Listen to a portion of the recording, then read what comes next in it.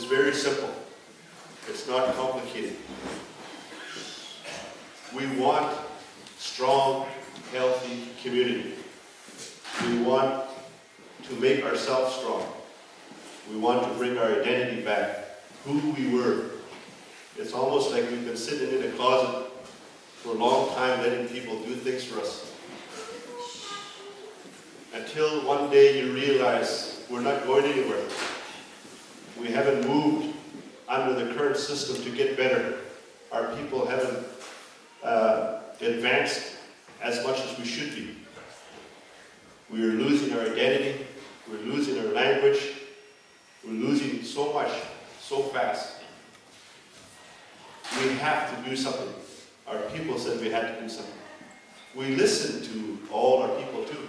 Everybody that complained. Over the years, I worked with so much leaders. I listened to all the complaints, and man, I wanted to fix it all. I wanted to help leaders so bad, fix all the stuff that we were faced with in this community. But the reality is, we couldn't fix nothing because we don't have the tools. You guys had great leaders, great counselors, great directors, great presidents, great chiefs. All my life I grew up here. But the reality is, they had no say over anything.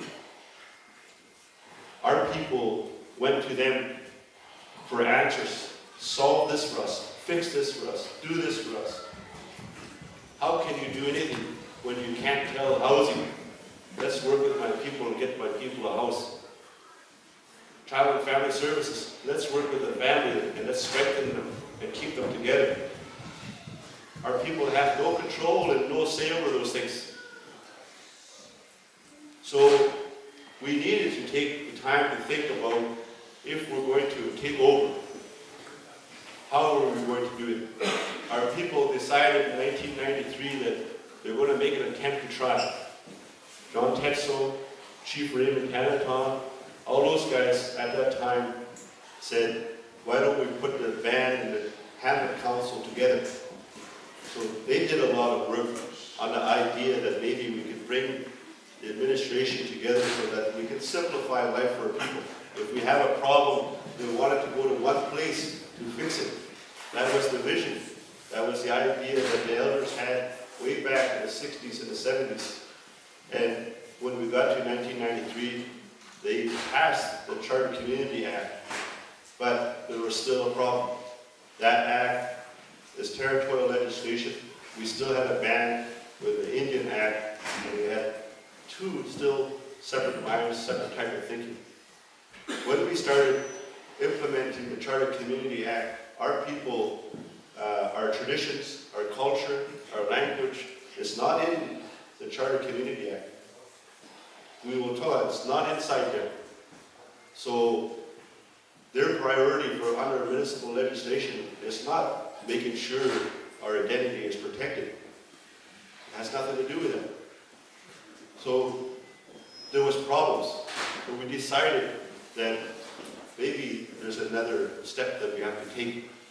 Because if we want to be the boss, if we want to make sure that we control and look after our destiny and strengthen our people, maybe we have to take control of everything. That's the way Aboriginal people think. We think of everything together, holistically. When residential school came, when the governments came, they pulled us apart. They put us in little boxes. They don't want us to work together. They didn't want us on the land. There were so much things that they didn't want us to do.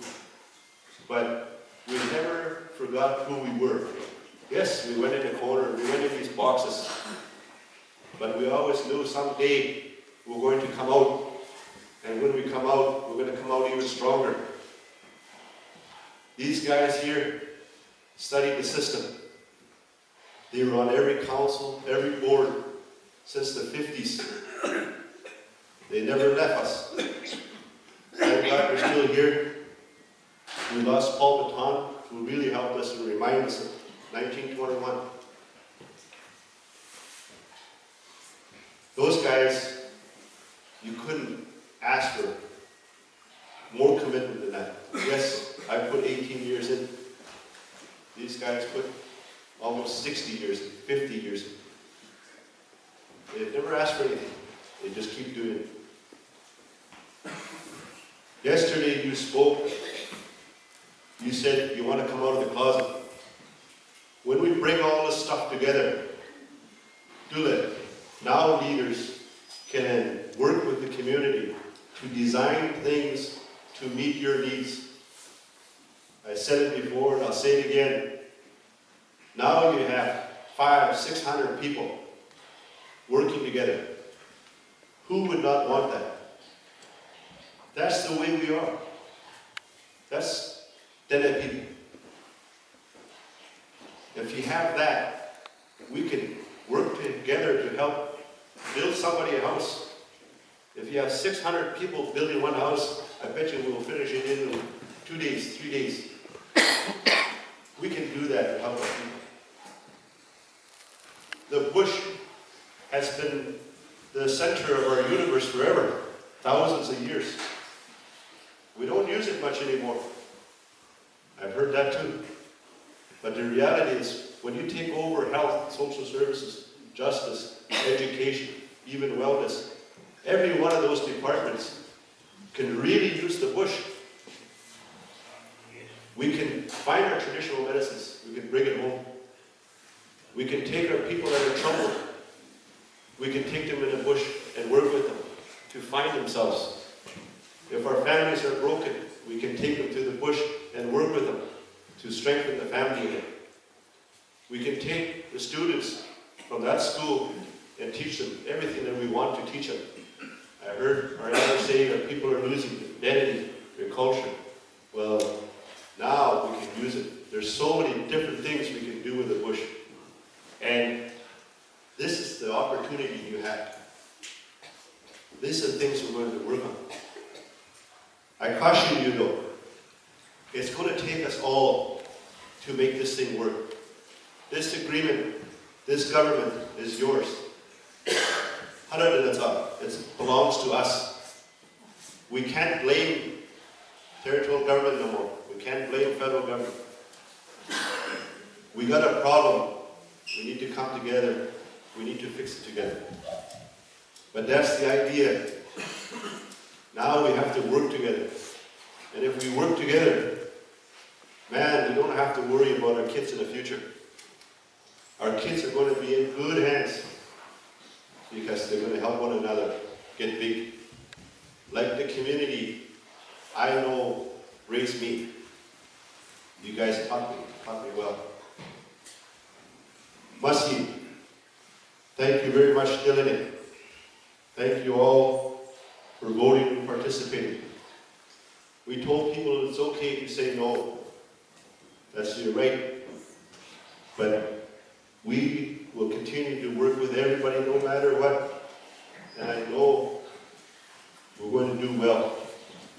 We have an opportunity. If we do such a good job, we can prove to the people out there, government, we can prove to the world that we can fix things. That we're not lazy Aboriginal people. We can prove them wrong. And when we do that, you'll see they'll want to give us more. This agreement can take on more. It's not the end of the world for us. It's the beginning. If there's new stuff, we can add to it. And that's the comfort I take on allowing this community and the leaders to sign on to this agreement that we can keep fixing it if there's something wrong in the region. There's other discussions that we have to have with the region. Someday, when our neighbors finish their agreements, when we have to design something for regional, could be government, could be a regional administration, we don't know. Someday, we will help the region. When they're ready, when we're ready, we can go out and step outside and help everybody else. That discussion still has to happen. There's another discussion in the future. we will continue to support the Sahtul region, to stand together, work together. But we always said we have to fix our house first before we go out and fix something else. This agreement was designed for Deline. It may not be the best thing for others, but every community in the north have different circumstances and different issues. So design your agreements based on what your people need. Solve it, fix it, and then you'll be able to move forward. Thank you very much. That's all I have.